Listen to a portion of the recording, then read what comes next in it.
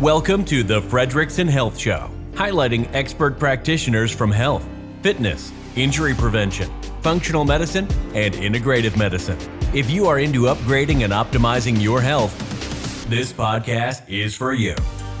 This podcast is for educational purposes only and not intended to be used as personalized medical advice. And now, here is your host, Dr. Robert Fredrickson.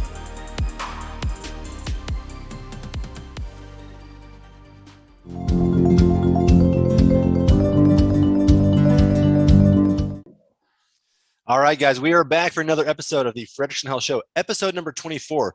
We have Dr. Eric Weigel here on the show, who's a sports performance PhD.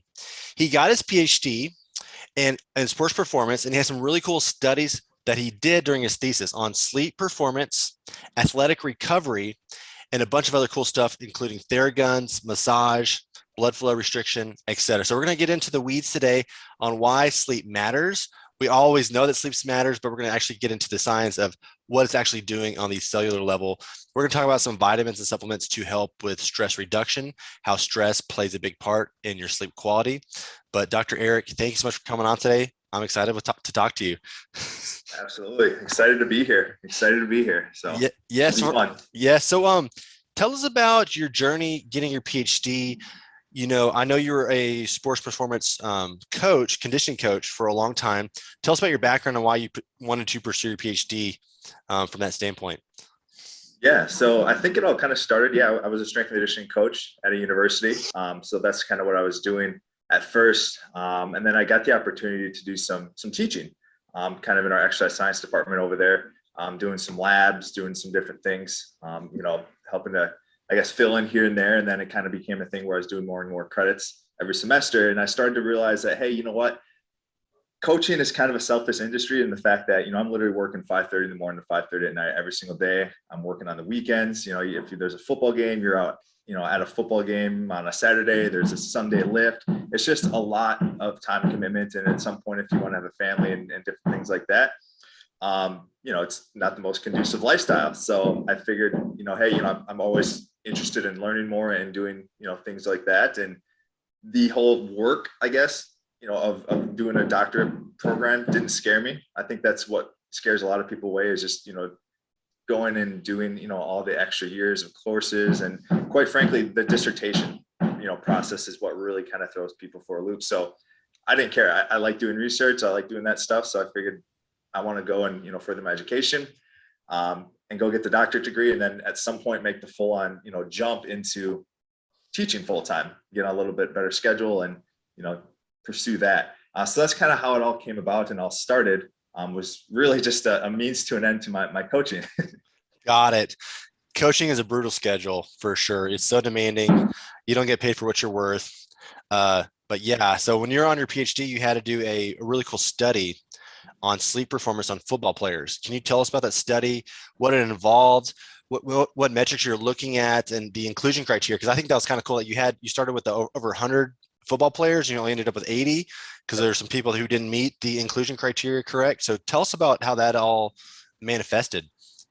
Yeah, so absolutely. So, I think at the root of any type of study you do, you have to have sound methodology because, there's, we see it so much where people, nowadays they'll have, these great results, but the methodology is a little fugazi, so to speak, right? So there's a lot of slap yourself on the back type of studies out there, and they have a conclusion that they want, and then they kind of work their way backwards and kind of do their methodology based on what they want the results to be. Obviously, that's not what research should be or how it should be conducted. So yeah, it starts with sound methodology. So I started out with 100 participants. And basically it was the football team at Winona State University. So it's an NCAA Division II program up in Winona, Minnesota. And what I did was I tracked their sleep throughout the entire semester. So everything kind of started out, I had them all in the room. We kind of laid out what the study was going to be just to make sure that they had the opportunity to understand what, we're going to be doing, answer questions, and really let me not give them too much information because I don't want to, I didn't want to give them too much information where they'd have different biases and different things. But I just wanted to make sure that they had questions answered and, understood what they were going to be asked to do.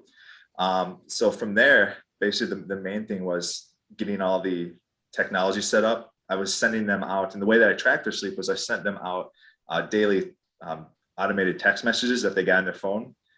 So they were lifting at 6 a.m., most mornings. And so they'd get a text message at 5:45 every single morning that they could click, log into, log their sleep. And even from that standpoint, I kept it pretty broad. I did in half-hour increments. So that way I could kind of see where they kind of were as far as how much time they're spending sleeping. So the biggest thing, I wasn't trying to make it too complicated, right? I wanted to make it super simple for them to log. And then after they logged their sleep, if they got more than 7 hours of sleep at night, then they were done for the day. If they got under 7 hours of sleep per night, then they had to add another thing in as far as what was it that made them not get that sleep. So, I had different things like, was it social issues? Was it a relationship issue? Was it practice, school, work, so I had different categories because I wanted to figure out if we're not getting sleep, what was keeping us from getting that sleep. So what happened was I tracked their sleep throughout the entire semester. So it was around 15 weeks. And then at the end of it, I compared it to different performance metrics that we used, in a weight room setting. So it was clean, squat, bench, and I also looked at GPA. Quite honestly, the GPA was more what my advisor wanted me to do. I didn't really want to touch on that just because I didn't care. And it's a hard metric to track. But then from there, you got to make sure that you have right candidates for the study. So before I did the study, they all did a sleep questionnaire. It was actually the University of St. Thomas in Minnesota came up with this healthy sleep questionnaire. And what that allowed me to do was pre-screen them, to make sure that there wasn't anyone that had, different sleep conditions, insomnia, sleep apnea, anything like that. And if you can hear a bunch of construction, I apologize. As I was telling Dr. Fredrickson before we started that there's some construction going on in my house. So I'm kind of in my basement right now and in not my typical office. So we're used to it. It's COVID. It's the COVID era. Yep. COVID era. We stuff happens unexpectedly. So anyone listening on the podcast, just give us some grace. There's a little construction going on in Dr. Eric's basement, but yeah, it's going on. We're getting a new front door in, so I'm just kind of in the basement now. But I know it can be distracting. It's definitely distracting me. So hopefully it's pretty kosher with everyone else out there. But anyways, we'll move on. Right? We're professionals. We play through. That's right. That's right. So what kind of happened was throughout the semester, it's football, right? They're doing practice, spring ball, and different things like that. I started with 100 people. At the end of it, I ended up having 80 people in the study just because they couldn't do their post testing. I still tracked their sleep and got some metrics and different things like that, but they weren't able to, do their post performance measurements. So it would have been hard to gauge. But really, what it was it's a 15-week study with a solid chunk of people that were consistent, and that's the big thing. And they're all kind of in the same environment, right? So there wasn't a different amount of, they're all kind of living in the same ecosystem, I guess. So it was a pretty sound study from the standpoint of how it was run, I guess. And really what I found out, and this was kind of the crazy part of it all, and I'll kind of get into a little bit of what came from the study, because we did change some things that I think were going to make a pretty big impact. But what ended up happening is I tracked the percent of nights that they got 7 or more hours of sleep throughout the semester. So research is going to indicate 7 to 9 hours of sleep. That's optimal, right? So I wanted to know how consistently we got at least 7 or more hours per night throughout the entire semester. And then to see what types of measurements and what types of improvements or lack of improvements we could have, based off of those measurements. Was that time in bed, Eric, or was that total hours slept, or did you have any tracking measurements to say, hey, like you're in bed 9 hours but you only slept 7? Or Yeah, so absolutely, great question. And so what I kind of gave them was I kind of gave them some guidelines. That wasn't probably it wasn't like they were wearing a Oura ring or something like that where they could really be pinpoint. At the end of the day, it was a bunch of college kids that hopefully they tracked it right, and they did. I think they did a really good job with it. But yeah, the big thing is once you got to bed, I kind of said, if you knew you're tossing and turning in the middle of the night, try to do your best guess of how much you got. But at the end of the day, I kind of said, whatever time you went to bed, right? You look at your clock, what time you went to bed, and then what time you got up. That was going to be your designated window. And for the most part, I mean, they had the same schedule pretty much every day, so they're pretty consistent. At least, the ones that did a good job were pretty consistent. So, yeah. So, I mean, when it comes to like a limitation of the study, I'd say that would probably be potentially one, just because, it wasn't pinpoint, but it's, with sleep, it's never pinpoint, right? It's never pinpoint. Yeah. So we did the best we could with, the means what we had. So what I ended up finding was that the individuals that got 7 or more hours of sleep, 85% of the semester or more, all of their performance measurements and the things I was tracking went up, and not just a little bit, like significantly. We're talking, 20, 30, 40 extra pounds on their squat, 10 to 20 pounds in the bench press, 10 to 20, pounds in their cleans, in a 15-week span for athletes with that type of training age, and have been, training, the better part of their lives, right?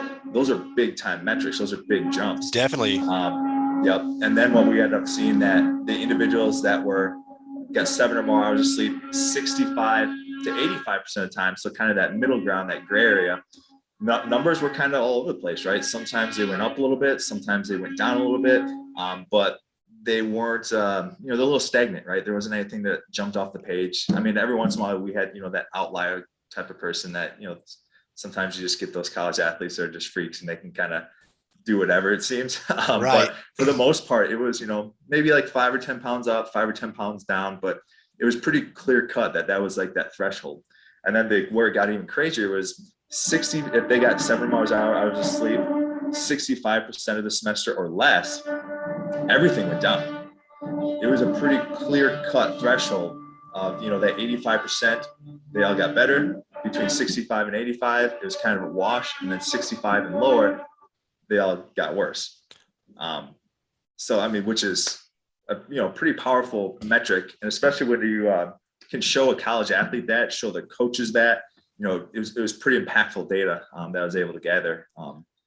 So definitely. Because I mean, if you're in college and you're an athlete, it's like, what's one more Netflix show? What's 2 more Netflix shows, right? Yep.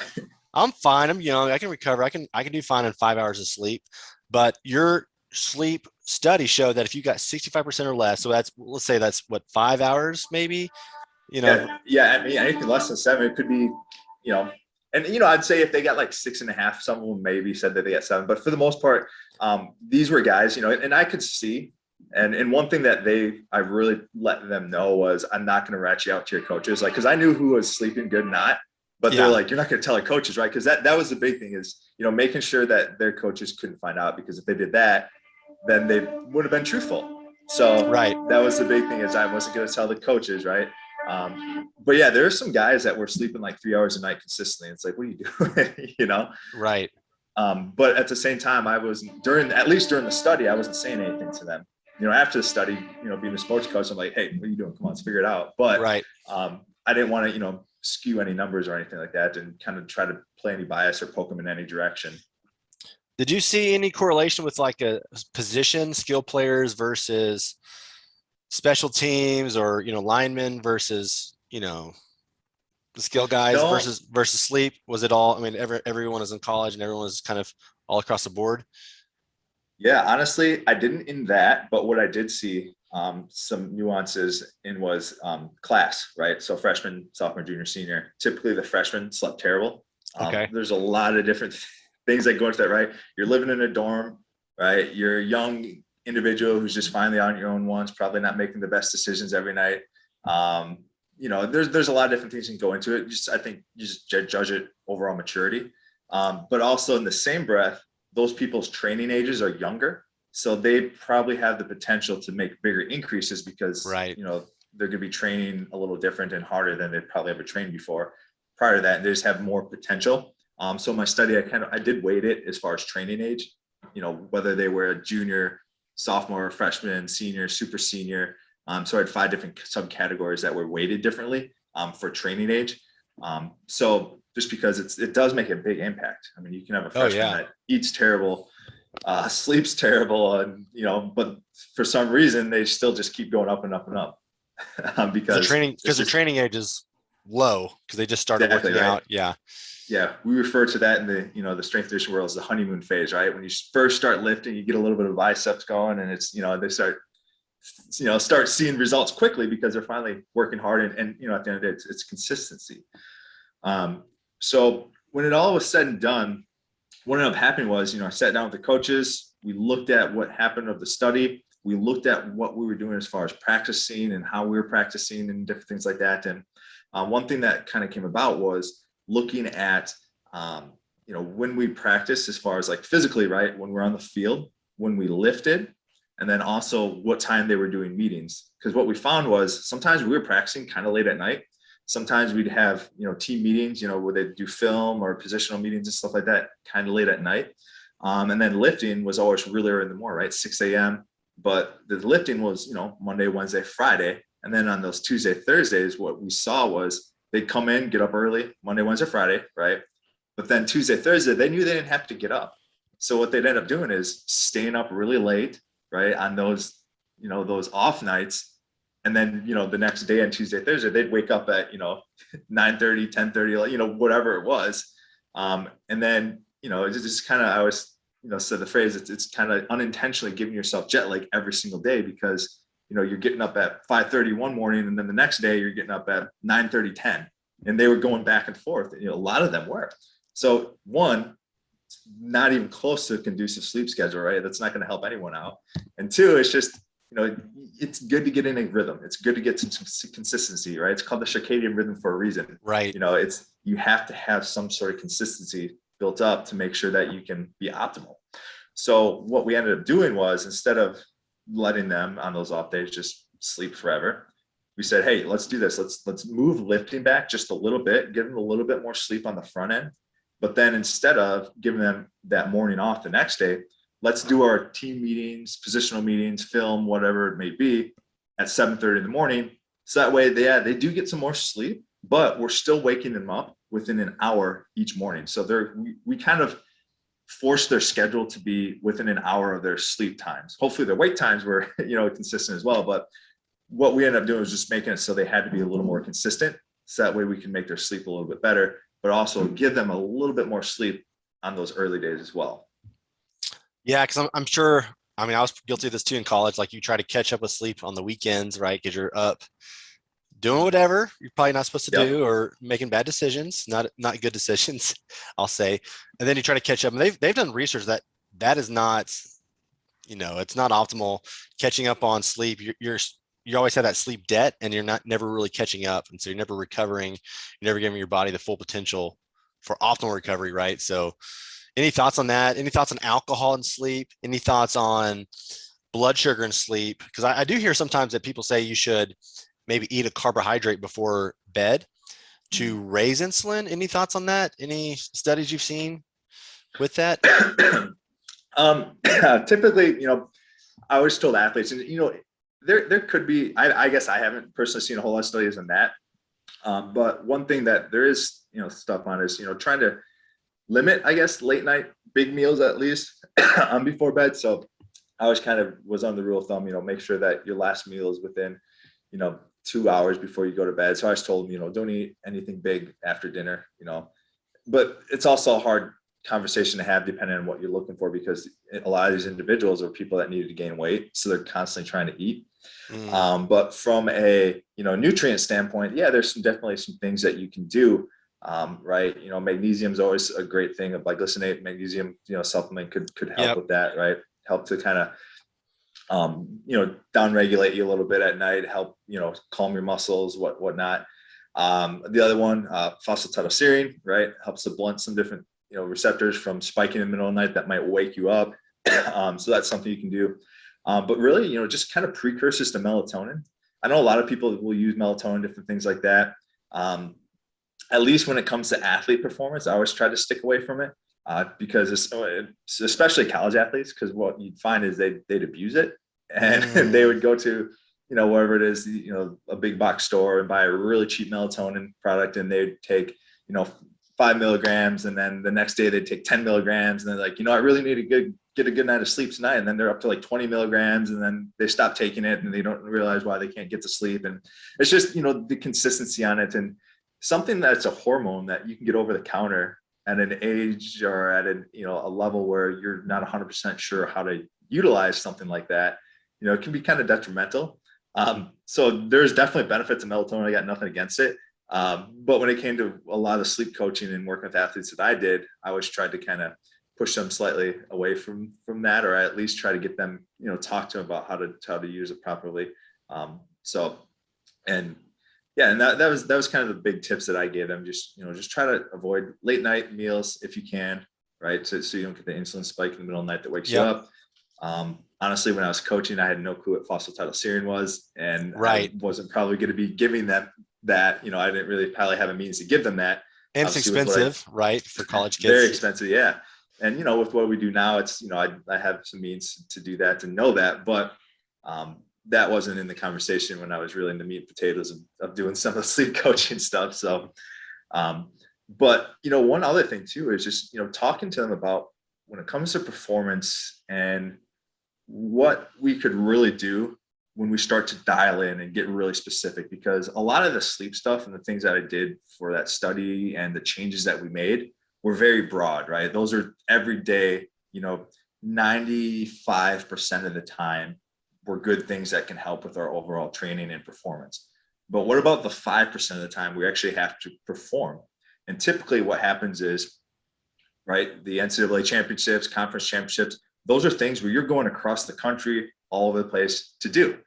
And if you don't have the ability to sleep well, right, during those peak performance, when you're physically trying to peak, mentally trying to peak, right, and now you got nerves, you got all this training, everything goes up to that point, and now you have to be at your optimal level of performance on that one given, time frame. And you're across the country, you're not sleeping in your own bed, it's a foreign place, and it can be kind of, right, it's not a very conducive place for sleep, right? And there's actually a defense mechanism that our body has in our brains that when you get to a foreign place, it doesn't allow you to get to deep REM sleep. So it always kind of keeps you slightly, alert, so your body doesn't, because it's a foreign place, and it's got this little trigger where it doesn't let you get to that real deep recovery, sleep that you get in those, deep sleep or REM sleep or what have you. So now what you look at is you've worked your butt off all year, right? You've been consistent, sleeping well. You traveled across the country, maybe in a different time zone, and tomorrow morning you got to run the 100-meter dash finals, and you're nervous as hell about it. And, you're in an uncomfortable bed in an uncomfortable spot. And hey, hopefully you can get some sleep, right? So that way you can perform. Makes it difficult. So one of the things that, and this, I'm not sure if they ended up doing this, but we were starting to talk about this before I left Winona State, was let's figure out how we can make some sort of a consistency for our athletes. And what we kind of came up with is like, hey, let's all stay at one hotel chain, and let's try to keep all of our athletes to stay at this one similar hotel chain that we know is accessible throughout the country. But although it's not the same location and the same physical building, at least we can have a consistency as far as the feel of the hotel, maybe the types of beds, the types of rooms, the setup, everything like that. So that way we can give ourselves, kind of the best chance to make sure that we're setting ourselves up for a good night of sleep on the night prior to the biggest event of the entire year. Right. So yeah, I mean, that's where you kind of get those really nuances of, how can we look for optimal sleep? Is just trying to, make sure that one, the environment is huge. That's a major piece of it. And did you guys get to like the location a day or two prior to the big events? Because I know like in professional sports, like they get there a couple days before. If you're doing like the Masters tournaments in Augusta, they're going to get there a week before, maybe get a house for a professional golfer, for a week before, just to get your sleep, get your environment right. I know with college is kind of tough with the schedule to do that, but I'm sure you guys tried maybe a day or two prior to a big event to do that, or? Yeah. So absolutely, we did for sure. Typically we get there a little early, and the NCAA does a fairly good job of, I think, realizing that too, letting people get settled in, letting them, get acclimated to the environment, so to speak. So, typically you come in a little bit early. You'd have kind of like a shakeout workout, or you get the chance to kind of have a practice or whatever it is on the field or, court, whatever you're playing. And then they'd usually have like some sort of a banquet, the night before or something like that, just to kind of bring everyone together, get some of those nerves out.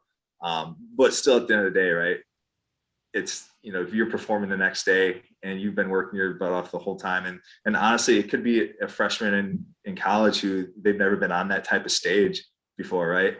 I couldn't imagine, especially like a football player, even like a D1 athlete where they're used to playing, some small, football field. They maybe had one set of bleachers, and then, your first game ever in your life, you're playing, at the big house in Michigan or something like that. It hits you differently, right?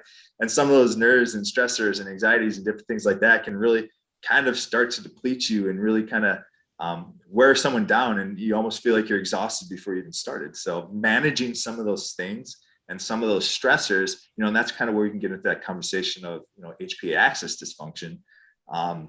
But, those things all have to do with competition, right? And that is a real thing when it comes to a lot of athletes and their nerves, because I've never slept well before a game, an event, a race. I sleep terrible. I'm thinking about it. I'm excited about it, but I'm also nervous. Not nervous, but my nerves are going through the roof, and I don't sleep well. I have a hard time going to sleep. I might wake up even super early because I'm scared of being late. It's the whole thing. And I don't think I've ever slept well before a game my entire life. Yeah. Anything. Yeah, so. No. And it applies to athletics for sure, but it applies to everyone, right? I mean, people might have a big presentation the next day at work, or they have to do something that they're not too excited about. That all plays into how your body is going to be able to kind of let itself get into that recovery sleep. And, there's the difference between sleeping and, a lot of people just think, well, I went to bed and I got my 8 hours, maybe nine hours of sleep, right? I got great amount of sleep, but then they wake up feeling tired, right? Because all sleep is not equal. There's different stages of sleep to get into. And, once you get to these different stages, whether it be the REM sleep, this deep sleep, whatever it is, those are those recovery sleeps. Those are the types of areas that your body needs to get into, and they go back and forth throughout the night to get into those stages. And, it's just not something like you fall asleep and boom, you're in REM sleep, right? You have to go through each stage of sleep to get to that upper echelon, right? It's not just a sleep, REM sleep, boom, go stage 1, 2, and so forth. But, sometimes people will wake up, they got 9 hours of sleep, they didn't wake up at all in the middle of the night, and they're like, wow, I am so exhausted. But it could be because they might have been a little stressed out. They had a late night meal. They were sleeping in a foreign place. It was like a hot environment, just all these different things not conducive to sleep. It's, I think it's we put a time frame on it, right? And even, with the study that I did, right, it was just a time frame. There's more that goes into it. And if you can give everyone an Oura ring and track, what quality of sleep, right? Because quality and timing are it's a different conversation. Thing. Yes. But one thing is, making sure that you have a consistent environment. You can have your consistent sleep and wake times. I think that's one of the biggest things. The environment's consistent. It's a cool, dark place, not a lot of distractions, right? Trying not to eat too late before you go to bed or whatnot. No Netflix before bed. Yeah, no. Exactly. Yeah. Turn the blue lights off. Don't look at the phone. So exactly. And that's actually another great point too. And, one that we also talked about, is if you have blue light exposure, prior to bed, right, you want to try to turn it off, 2 hours before you go to bed. But if you have it right before you go to bed, it blunts your ability to release melatonin by 3 hours. So again, that's where it comes in. And melatonin is so important for getting into those deeper latencies and those deeper stages of sleep. If you don't have, you're already giving yourself 3 hour potential of not being able to get into that recovery sleep. So that's crazy. So 2 hours of blue light before bed decrease your ability to produce melatonin naturally by 3 hours. So yeah. So no, and not even 2 hours. So what I'm just saying is if you try to turn off your blue light, right, 2 hours prior to bed. If you were looking at blue light, whether it be your phone, TV, tablet, computer, prior to bed, has the ability to blunt your body's ability to release melatonin by 3 hours. So, I mean, that's such a, red flag of, if you want to get recovery and you want to sleep well, get blue light blocking glasses. I always made all my athletes install amber light filters that were timed. They turn on at 8 p.m., right? Every single night, just to kind of force them on their tablets, iPads, computers. We were a digital campus, so they gave all the students iPads and computers. Nice. And if you're an athlete, right, which is great. Yeah, it's great technology, great resource. But if you're an athlete, you work out in the morning, you go to class during the day, you practice late in the afternoon, you finally get to eat. And of course, most of them probably do some social activity. And then finally, like, you know what, I should probably do my homework. It's 10 p.m. and they sit up all night trying to do their homework, right? They're on their laptops and then they try to go sleep. It doesn't happen. Right. At least doesn't happen very well. Yes. So I mean, a lot of what the study was to figure out, okay, how is sleep impacting our performance? But also the main point was to figure out what are the things hindering our sleep and how can we make those things better? So that way we can put ourselves at least in the position, because at the end of the day, they have to make the decision that they want to do these things, but at least we gave them the resources and put them in the position to be successful. Love it. Yeah. And this can relate to anybody, not just for an athlete, but maybe someone who's just a 30-year-old, a 40-year-old who has a full-time job, who has kids, who has a family, and how their performance affects them. Maybe they're trying to work late at night on a different business or just on the regular business when the kids are asleep. And so they might be working at 10 or 11 o'clock on the computer and it's negatively impacting their sleep, right? Or maybe they drink caffeine too late, or because caffeine has a long half-life, which we didn't even talk about, which I'm sure the college kids were chugging Monster energy drinks or whatever energy drinks y'all had at the time, and pre-workouts that are spiked with 400 to 600 milligrams of caffeine. So all the different sleep detractors. But let's change gears a little bit. So we know sleep is uber important. And we talked a little bit about vitamins. We talked about magnesium. We talked about phosphatidylserine. We talked about your thoughts on melatonin, how you don't particularly like it, especially in the younger kids. But what are some other, I know you're in the nutraceutical industry, so what are some conversations that you're having right now? When we spoke earlier, you had a really cool topic on quercetin, which I want to bring up because I think that was a cool study that you referenced. But I'll let you go ahead and just lead off the study that you're talking about with quercetin, what quercetin is, a potent bioflavonoid, but I won't steal your thunder. So yeah, no, absolutely. And so when it comes to quercetin, there's a study that came out, and actually I had it right next to me just so I can kind of reference it here a little bit. But as it came out in 2021, and basically is looking at possible therapeutic effects of quercetin for supplementing against early stages of COVID-19 infection. And really what they were looking at in the study was long haulers, right? That's a big conversation. It's a big, point of interest of a lot of people is how do, you help these individuals that, got COVID and just couldn't quite get over the hump, so to speak, right? They just had some different respiratory issues or just didn't quite feel up to 100%. So what the study looked at, they had 152 participants. They tracked them over a 30-day period by supplementing quercetin. So they did a couple different things. They did a 1,000 milligram group, they had a 400 milligram group, and the 400 milligram group actually performed the best. But they found that the individuals that were supplementing quercetin were able to decrease hospitalization length if they got to that point. And they, even if they didn't get in the hospital, they were able to decrease symptom length and symptom severity. And those, the main thing is those individuals that just couldn't quite feel 100%. Taking the 400 milligrams of quercetin daily helped to increase their immune and respiratory function. So there's a couple things when it comes to quercetin. Quercetin is becoming something a lot of people are starting to figure out and know about. As you kind of said, right, it's got all those different principles as far as upper respiratory tract and helps with some different respiratory issues and cardiovascular function. Even I was on the phone the other day with my mom. She asked me about quercetin. I was like, "How do you know about this?" Yeah, like I didn't bring it up. Everyone's talking about it. It's quercetin. Where can I get it? I need it. It's a zinc ionophore. Yep. It's anti-inflammatory. It's a mast cell stabilizer. I mean, what does it not do? Seriously. Exactly. Yeah. It seems to be this new cool thing. It's almost like the new CBD, right? It does everything. Oh my gosh. Yeah. Yeah. And it's the new collagen. The new collagen. Yeah, that too, right? Exactly. It's got a lot of versatile, right? And we work with a lot of pharmacists, and even they say, hey, we have tons of patients coming in now, or tons of customers coming in asking for quercetin. And so it's out there and people know about it, and it's it's in the literature, it's in the research, and it's showing really good positive effects. I love it for patients with bronchitis, pneumonia, different things like that as well.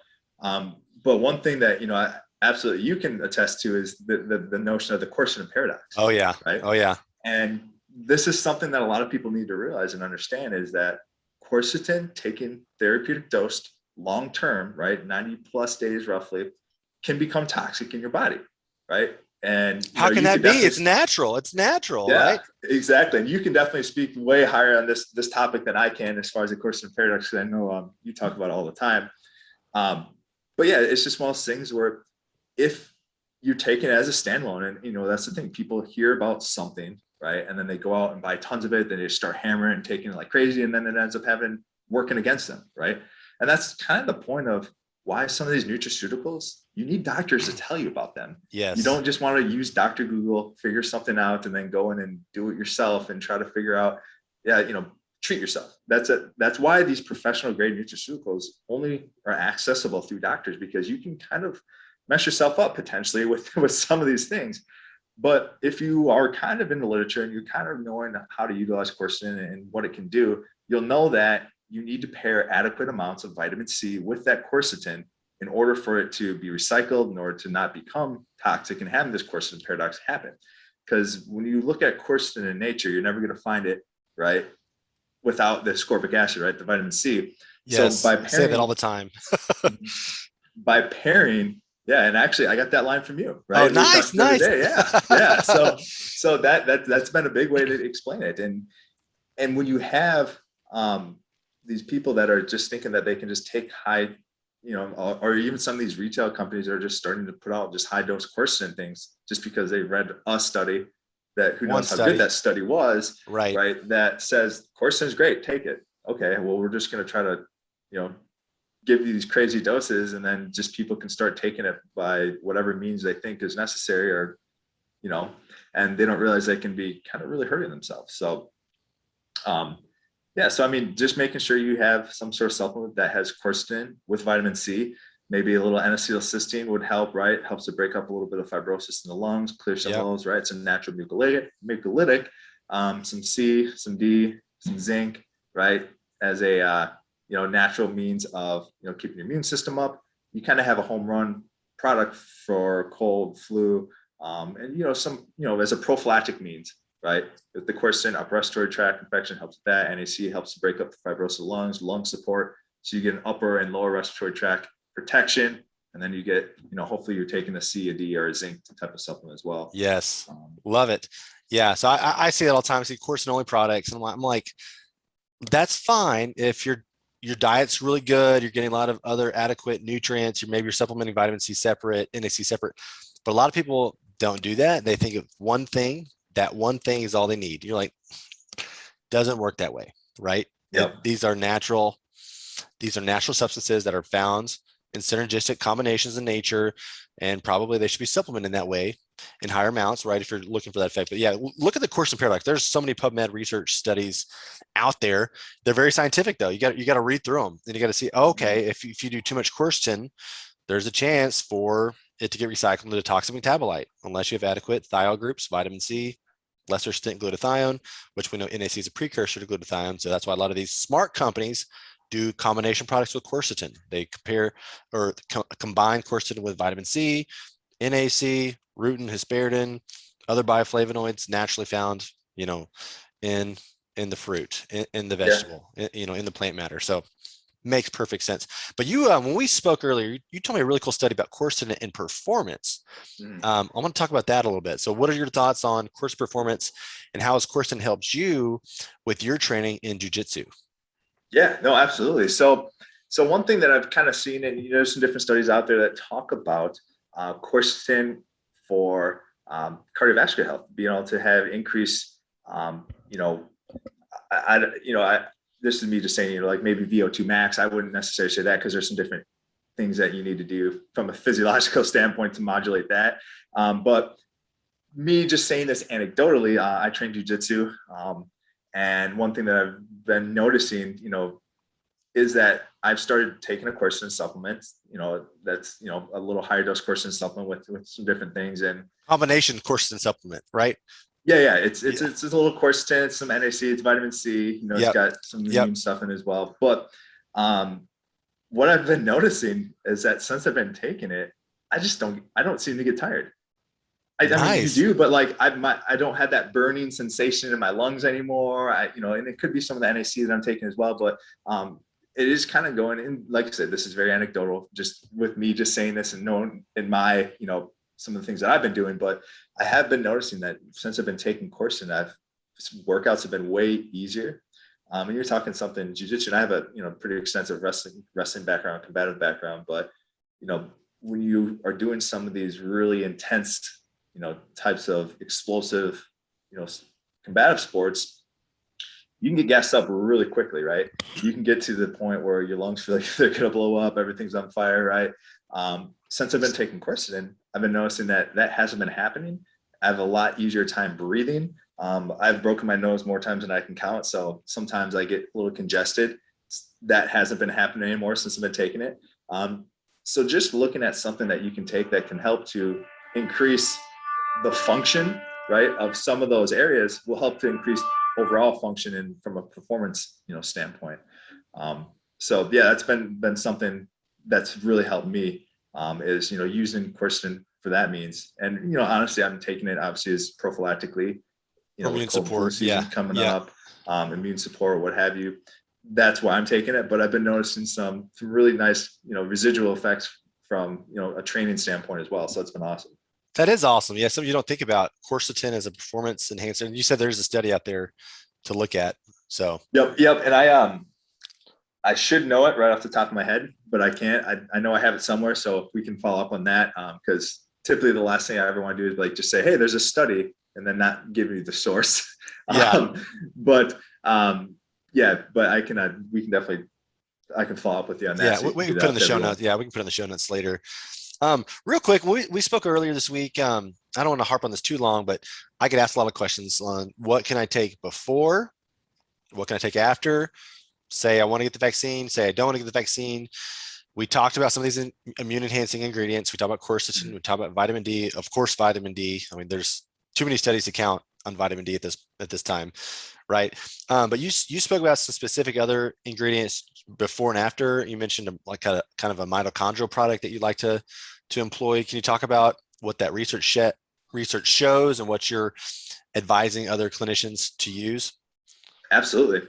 Yeah. So that's been a hot topic, right? Is, what do we do, as far as vaccines? And there's a lot of different buckets. And when you're a doctor, you got to try to stay neutral in those conversations, and you got to be able to give out, good, sound, evidence-based, advice. But you got to make sure you're careful with how you voice that in different things like that, because when it comes to the vaccine conversations, there's a lot of different buckets of people, right? There's the people that want to get it, they're not concerned about side effects, they whatever, just give it to me. There's the people that want to get it and might be concerned about side effects from the standpoint of I just don't want to feel sick the next day for work, or I'm going to be going on vacation soon. I want to feel sick for that, because there's, obviously there's most likely you're going to feel some side effects, right? It's kind of the thing. That's an unknown thing, going into it. And then there's the other bucket of people that are very against it altogether and are concerned that they might be forced to get it. And, these doctors are having to come in and being able to address all three of these, but keep neutral language. So one thing I've been doing with a lot of my doctors that I work with is showing them this, and I can send you this so you can put it in the notes. But what this is, it's the Institute of Functional Medicine's recommendations for pre and post vaccination. And this sheet does a really, really good job of keeping a nice neutral language. It does a really good job of talking about different measures that are out there to help people get good information, whether it be public health measures, wearing masks, social distancing, washing hands, things like that, whether it be just from a lifestyle perspective, right? It talks about sleep, exercise, eating a clean diet, things like that. It also talks about things to stick away from, right? Maybe try to lose a little bit of weight, stop smoking, don't consume high amounts of, processed sugars or whatnot.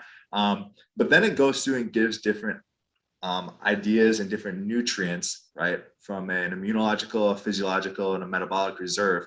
And the list is quite substantial. It's a lot, right?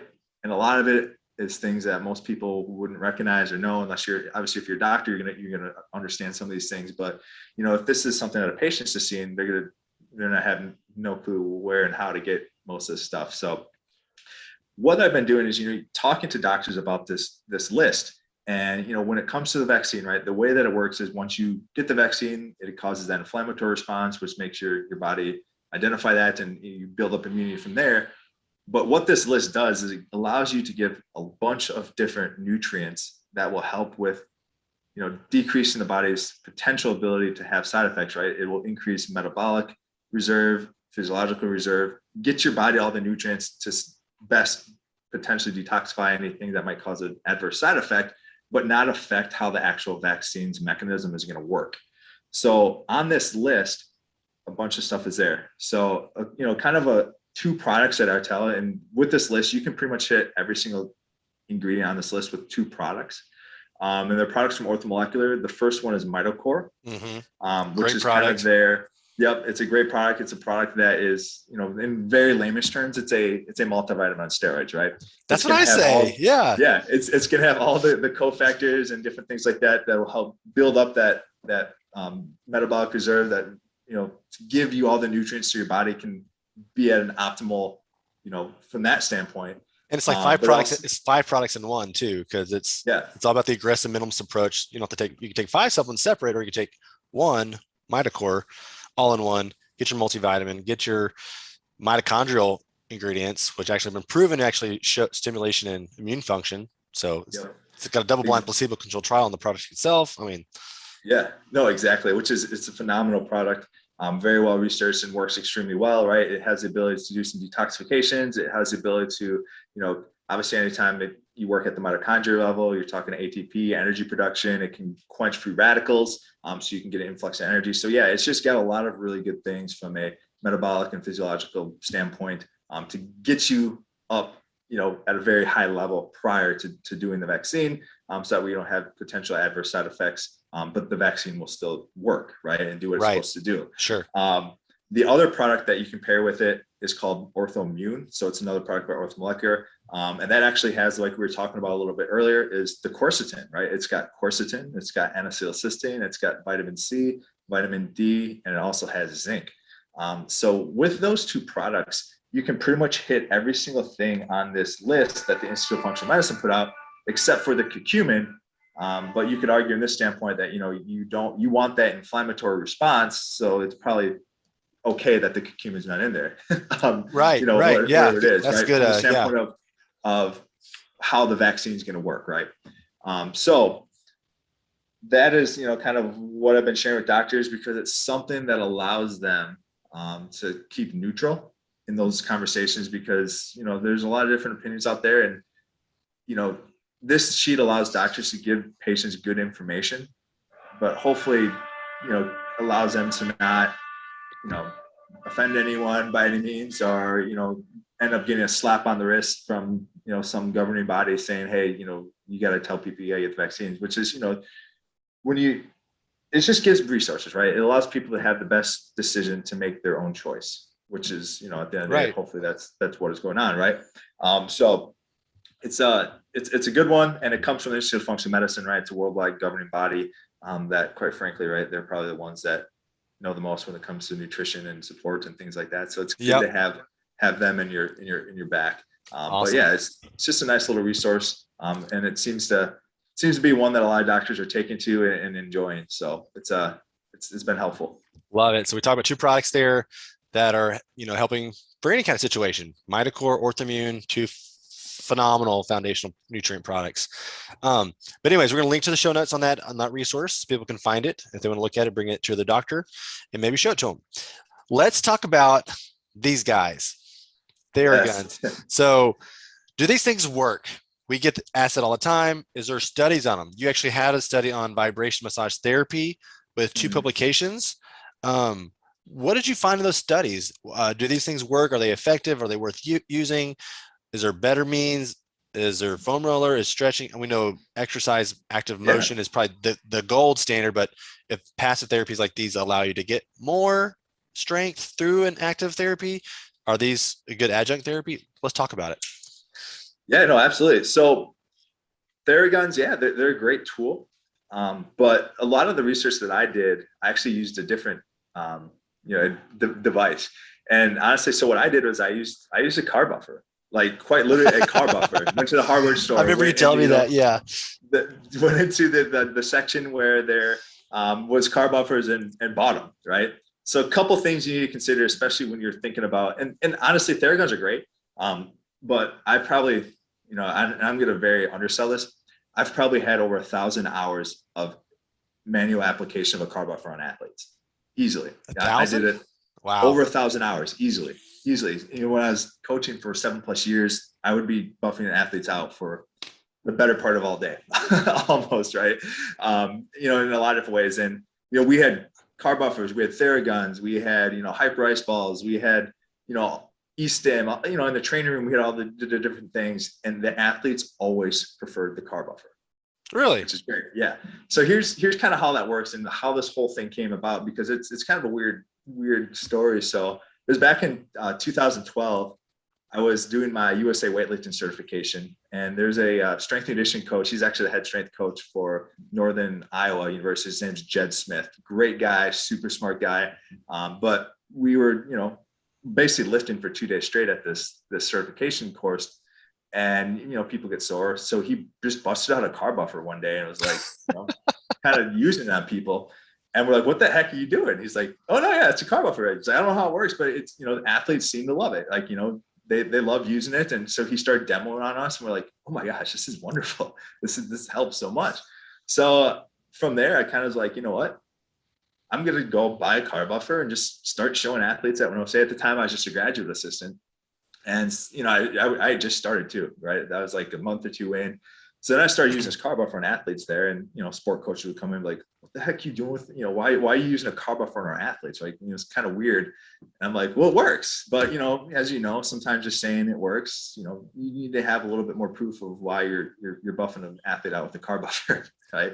So I ended up doing a study where I looked at the effects of how a carb buffer worked for delayed onset muscle soreness.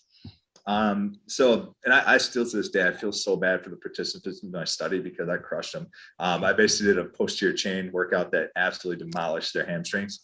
And then I tracked them for the next 3 days, looking at,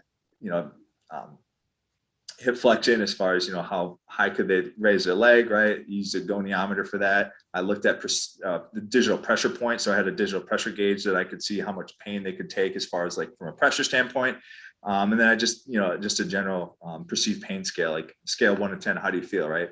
And basically all I did, and this is, one of my first studies that I did, in earlier stages of my research. So it probably could have been done better, but the point got across is that by doing a 1-minute buffer application on whatever the designated area was, I was able to, increase flexion immediately, increase the ability to perceive pain that they could take, and just, increase the amount of pressure from that pressure gauge that they could handle by quite literally measuring them, giving them a 1-minute buffer application, and then retesting them.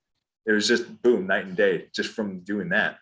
And so what we started to find was that a lot of athletes would go out and buy these things at different stores around the area, right? There's years and years and years of like, and literally. Are they portable? Are they portable? Do you have to tie a cord to them?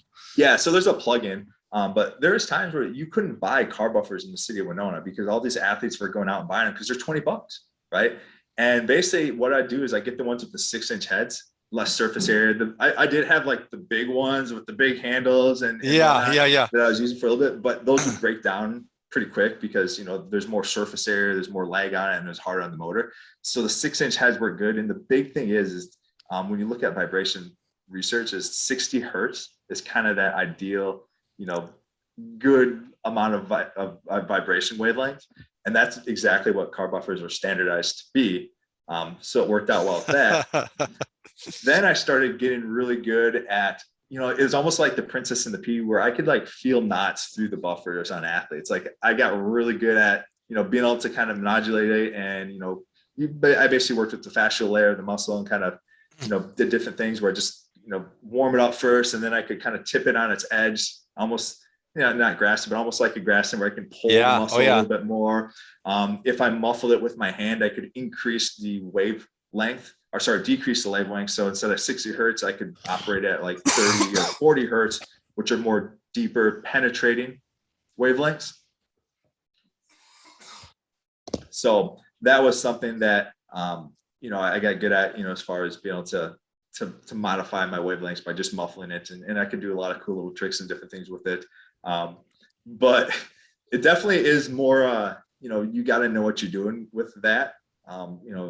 People have gotten it cut in their hair before and different things like that. But Oh no. really, yeah, really what it allows you to do is, and I've used vibe plates and different things like that, which are great resources, but vibe plates, it's kind of all or nothing, right? You can't necessarily control where you're putting those vibrations.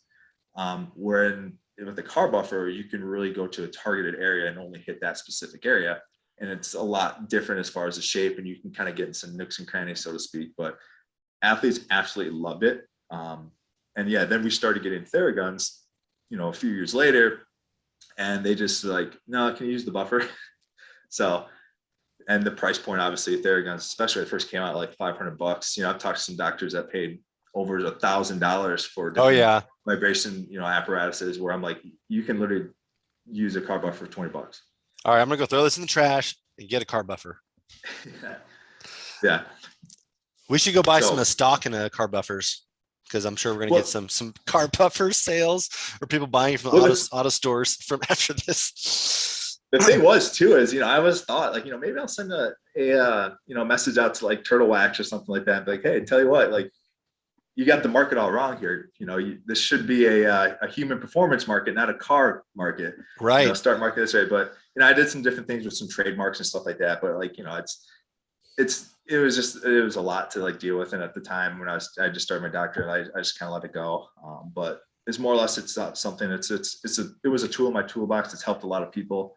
And then later on, actually the next year, I ended up doing another study looking at blood flow. Okay. So I use this is a 3D ultrasound study. Okay. Yep. Correct. Yeah.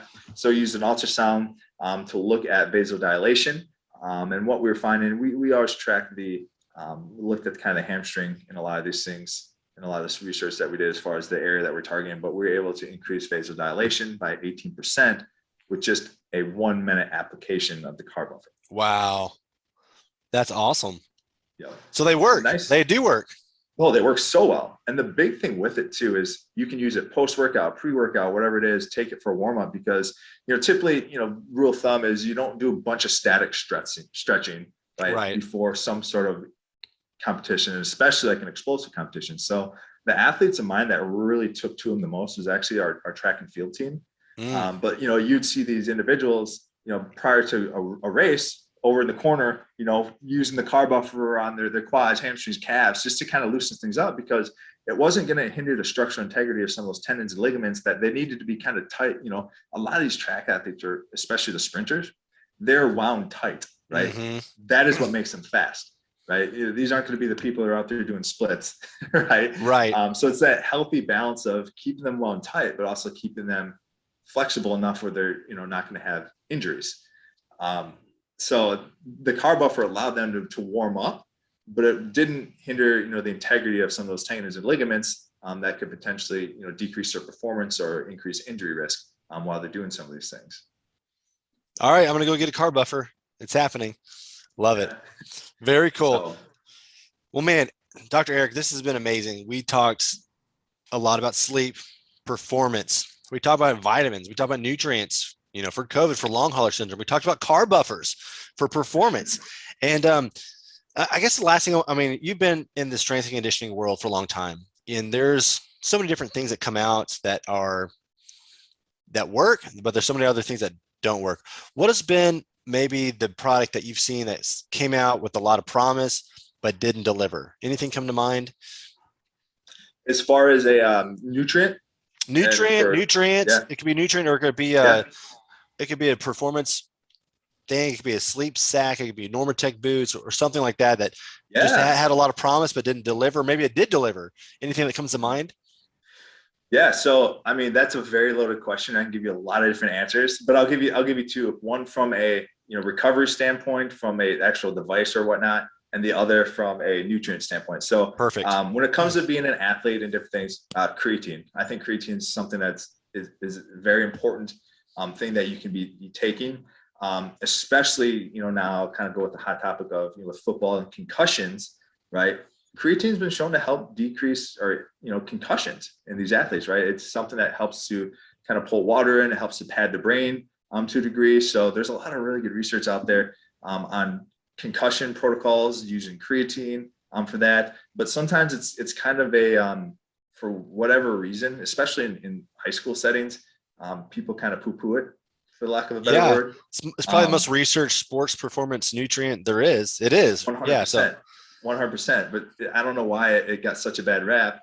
Yeah, it can, if you're not hydrated or whatnot, it can cause cramping and stuff like that. And I think a lot of times associated deaths are associated, heat strokes, whatever it was, in a lot of high school football was because athletes were taking creatine, but also at the same time, they were doing 2-day practices down in Texas for hours and hours and hours and not hydrating properly. So were they really dying from creatine? No, right? There's just the way that, or were they really having these heat strokes or whatever it was from creatine? No, it was from, just the way that people used to practice, right? It was just run them into the ground, pound them in, pound them out, and, hopefully that they can survive because you're making them tough, right? Right. That was that old school mentality. Where now, like I said, it's probably the most researched, nutrient out there for sports, and creatine is a naturally occurring thing in your body, right? Eating chicken is a great source of getting creatine and some different things like that. But from that standpoint, yeah, be taking a creatine supplement. There's no necessary fancy way that you can do it, right? 5 grams, taking it consistent every day. It doesn't matter, taking it before workout or whatnot, just be consistent as far as how you're taking it, is the big thing. And it's good for methylation. Yep. Yeah, no, absolutely. Absolutely. It's such an all-encompassing thing that you can do. And then as far as, an apparatus that you can use that is very, I guess I said, I'll give you 2 things. I'll give you 3 things that's easily accessible to everyone from a price point.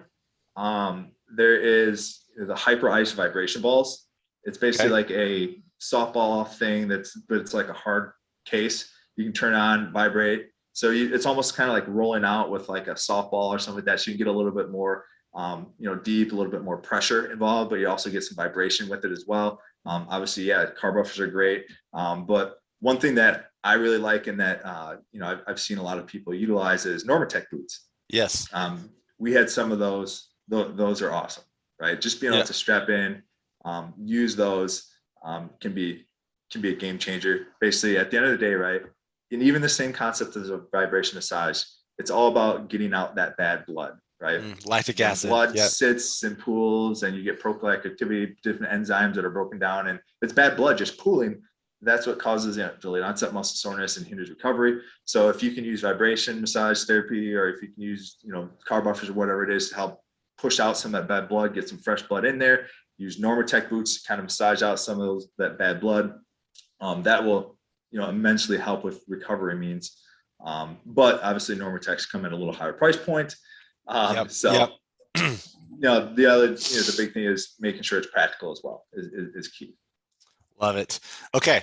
So if you're on a deserted or desert island and you can pick one health related device or supplement or nutrient, what would you choose and why? Probably, I would say a nutrient, right? Because I don't know what I could be doing on an island that would probably make me really, really sore outside of maybe doing some push-ups and sit-ups and what have you, and maybe running, So as far as having everything in the kitchen sink from a recovery standpoint, I might not need that.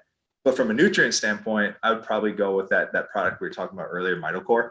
Just because it has everything. I mean, you talk about one inclusive thing that you can take, that would be it for sure. That's the second guest who said Mitocore. Nice. Really? John Costas was the other one.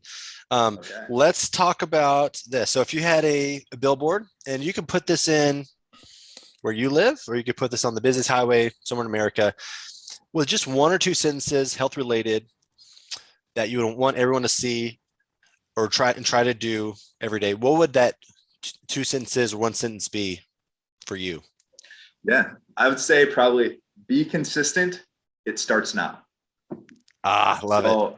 And what I mean by that is consistency is what really drives anything, right? I mean, so many people, especially athletes, right? There's this trend where they think that it's, they get shredded in 4 weeks, or, take this one pill to make you lose weight.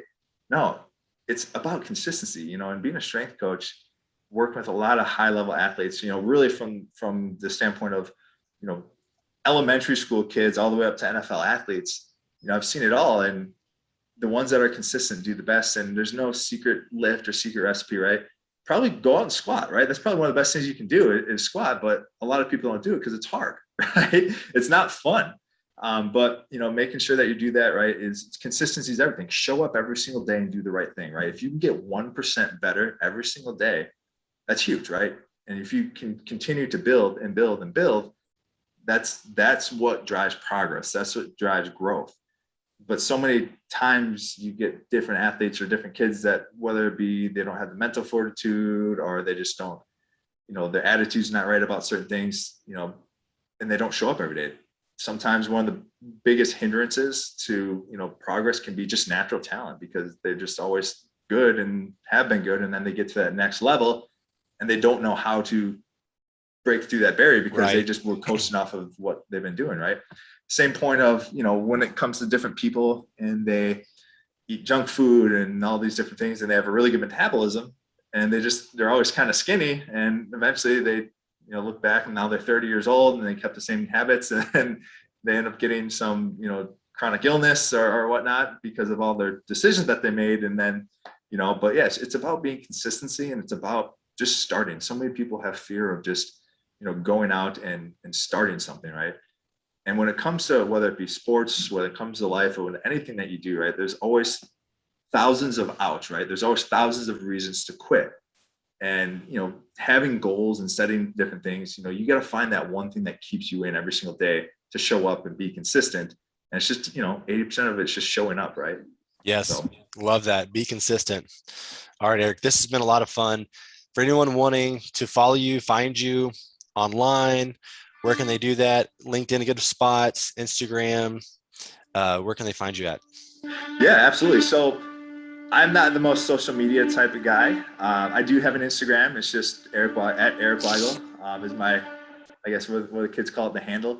The handle, kids, yeah. So I don't want to say the kids because I'm probably in that category.